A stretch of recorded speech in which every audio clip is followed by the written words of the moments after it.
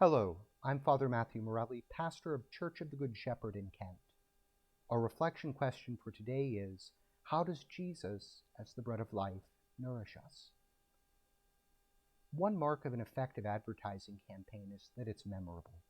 And one that comes to mind for me is a recent advertisement for Snickers candy bars.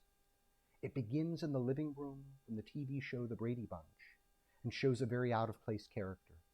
Actor Danny Trejo, a large, muscular, leather-clad, mustached man, growling and slamming an axe down in the middle of the coffee table. No sooner does one of the other characters hand him a Snickers bar that the camera cuts back to reveal a smiling, fresh-faced Marcia Brady. What is implied is that you're not yourself when you're hungry. And while it's a rather silly example, it does illustrate what Jesus is beginning to say about the Eucharist as the bread of life in our Gospel reading today.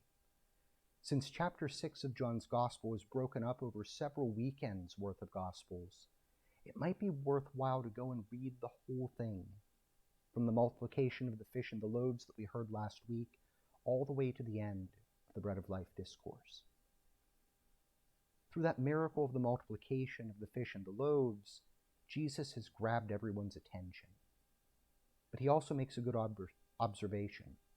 The people are following him because he filled their bellies, not because they really heard what he has to say. But what he is saying is more important because he wants to give us refreshment that leaves us totally satisfied, especially spiritually. The crowd, on the other hand, is still looking for another sign, and they cite the miraculous provision of the manna that God gave to the Israelites in the desert. And we hear about this in our first reading. Jesus makes it clear that the manna and the quail, while it preserved the Israelites, wasn't fulfilling. If we were to look back to the time of Exodus, we would find that the Israelites had to collect it every day, and if they tried to store any, it would spoil by the next day when they were hungry again. And the only exception was the Sabbath. The day before, they were to collect twice as much as they normally would, and it lasted through the Sabbath when they were to be resting.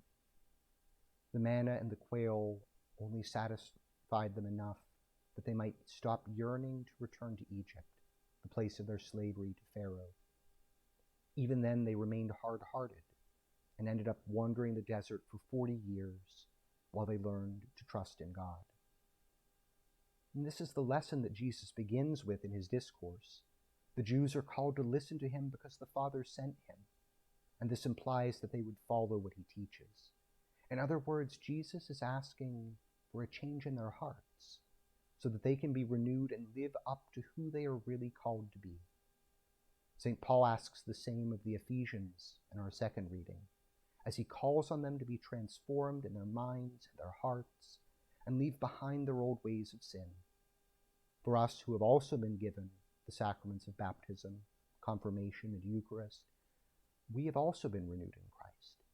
But if we're not careful, we too will continue to yearn for our old slavery to sin, every bit as much as the Israelites yearned for their time of slavery in Egypt, mostly because it's comfortable, it's easy, and we need help to keep us from sliding back. This is why Jesus gives us himself as the bread of life, both figuratively in his word and literally in his sacrament of the Eucharist. It is food to renew us as God's creatures and to preserve us once we have been renewed.